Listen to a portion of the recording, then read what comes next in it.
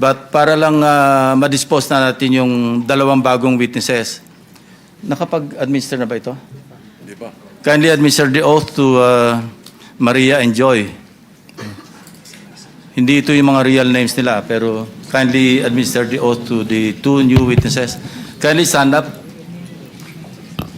Kindly raise your right hand. Do you solemnly swear to tell the truth, the whole truth, and nothing but the truth in this proceeding? Thank you. Please sit down. And ipaliwanag nyo lang bakit kayo naanditong dalawa. Kayo na yung magkwento. Sige.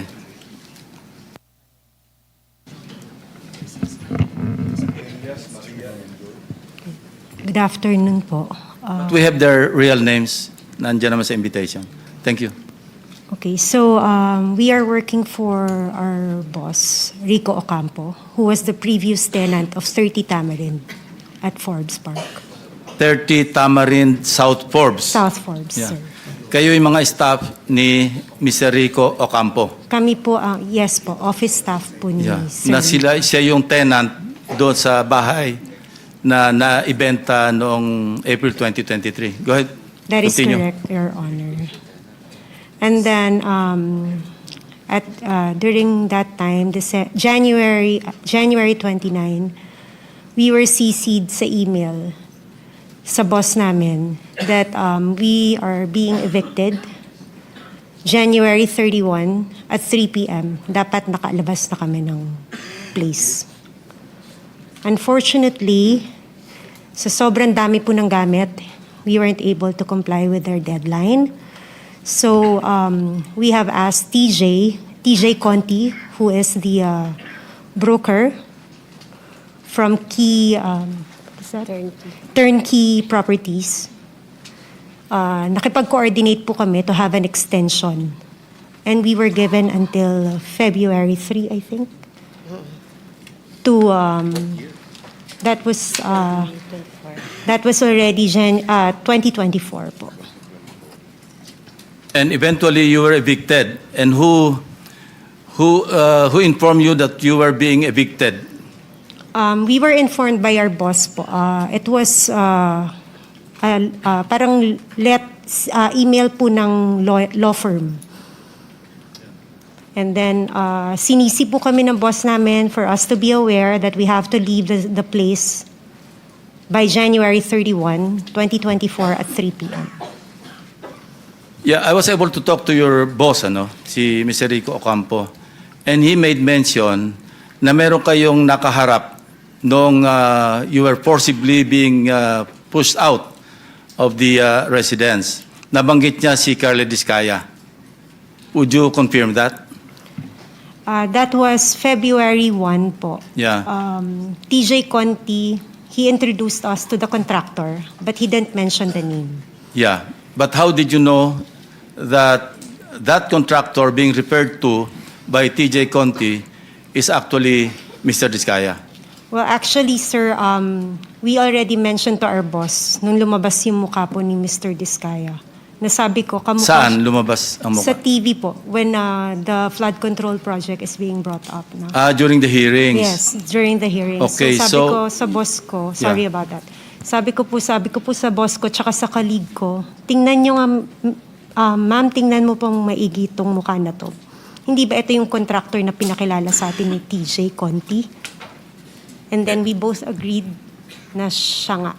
And he was physically there? He was physically there. How long did you talk to Mr. Discaya? It's less than 5 minutes po, pero kasi natandaan namin siya because he was the one manning the people na sinabihan pa na tulungan kami para mapabilis yung pag-move out namin. Kindly narrate the conversation that took place between you and Mr. Discaya at that point in time. Okay.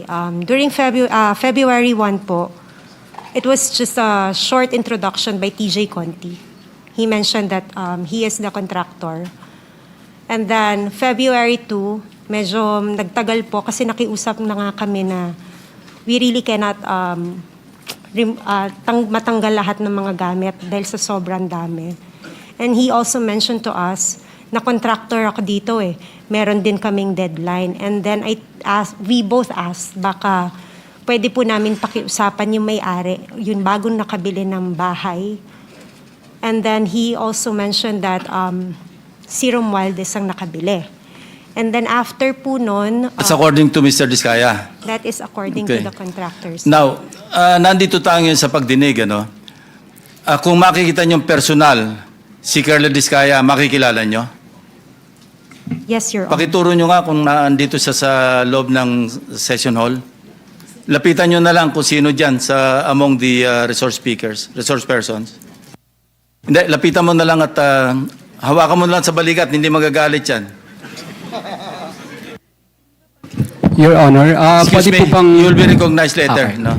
Tuloy lang natin itong proceeding muna. Sige, miss. Pareho kayo na ina-identify nyo na siya mismo yung kaharap ninyo na sinasabing ang may-ari ng bahay, si Speaker Romualdez, at kailangang umalis na kayo? Kindly answer, use the microphone. Tama po, Your Honor. Tama po, sir. So maski ngayon, sa susunod na panahon, sa ibang pagkakataon, ganyan pa rin ang inyong magiging statement. Correct, Your Honor. O ngayon, Curly, it's your turn. Your Honor, okay lang po ba tanggalin nila yung face mask nila? Kasi sa totoo lang po, talagang hindi ko sila naaalala kahit sa panaginip ko na naginip It's ako not ng for you to bangungot. identify them, it's for them to identify you. No? Your Honor, wala po kasi ang maalalang transaction Well, at saka that's your nakapas. option to deny.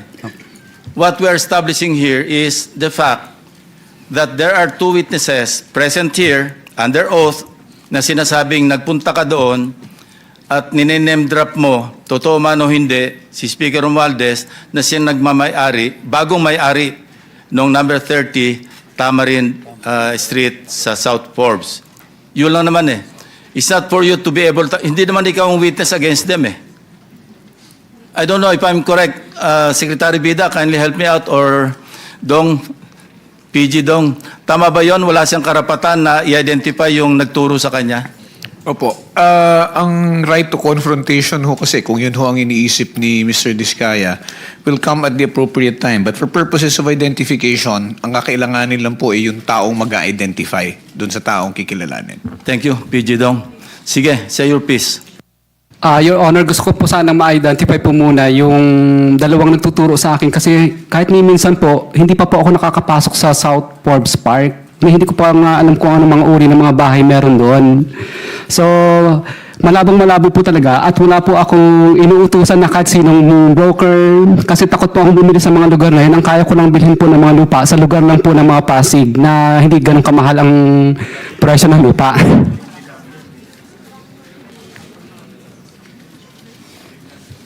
Hindi ko naman sinasabing bumili ka eh. Hindi naman yan sinasabi, ikaw ang bumili. Anyway, that's it, ano? Ang sabi, Mr. Chairman, contractor daw. Ikaw daw ang contractor. Yun ang sabi. Hindi sinabing ikaw ang bibili. Your Honor, hindi po talaga, hindi pa po kami nakakapasok sa South Forbes Park. Settled na yan. Isang beses, opo. They pointed to you, they identified you, and you are denying. Period. Mr. Chair, follow-up question. Yes, Senator Risa. Salamat, Mr. Chair. Miss, yung mas malayo sa akin, may nabanggit kayong law firm na kasama nung pagpapaalis sa inyo at pagpasok ng bagong may-ari. Aling law firm po iyon, for the record? Let me just check po my email, Your Honor. Tapos pakisabi na lang sa aming committee through the chair para lang mabuo namin yung sinasabi For that niyong matter, kwento. kung Yes, alam Mr. nyo Chair. rin, ang sinasabing si Speaker, pero si Speaker ba ang nasa deed of absolute sale? Kung hindi, sino? Kung alam ninyo. It's Golden Peasant po. Golden Peasant Holding Corporation, di ba? That is. Na ang major stockholder, isa nangangalang Paras. Hindi ko lang po sigurado. Yes. But for the law firm, it's Ocampo Manalo Valdez Lim.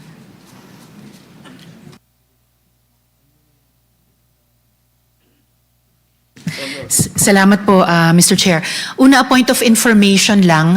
Nabanggit po kasi kanina na dapat sana fina-flag na ng COA yung mga iniimbestiga ng aming komite na flood control projects, either na ghost or substandard. No, yung sinabi kanina ni Senator Kiko. So, yung point of information dyan ay, in fact, ang COA ay nakapag-flag na ng 4 na proyekto sa Bulacan amounting to a total of 330 million pesos. So baka habang dumadaan ang panahon ay mas marami pang mafa-flag ang COA.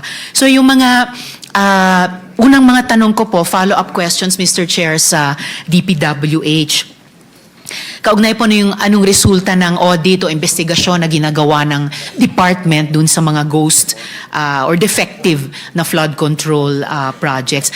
So yung mga nabanggit nyo na po kanina, Yusek Bisnar, na isamite na po ito yan sa ICI. Tama po ba? Your Honor, after po nung technical inspection and assessment, meron pong internal audit within DPWH. Ito naman po more of yung mga documents and payment billings ang titingnan. After nito po, saka po ipapadala sa ICI, Your Honor. Okay po. So hindi pa po. May time frame po ba kayo para mag-submit sa commission? We will do it as much as possible because ang figure po na pinag-uusapan is around 292. 292 projects. Out of the 337, Your Honor. Opo. And within this month po ba yon or within the first quarter of the year, ano po yung horizon na tinitignan nyo to submit to ICI? Within first quarter po. Within first quarter. Your Honor, what we'll do is kung ano po yung matapos,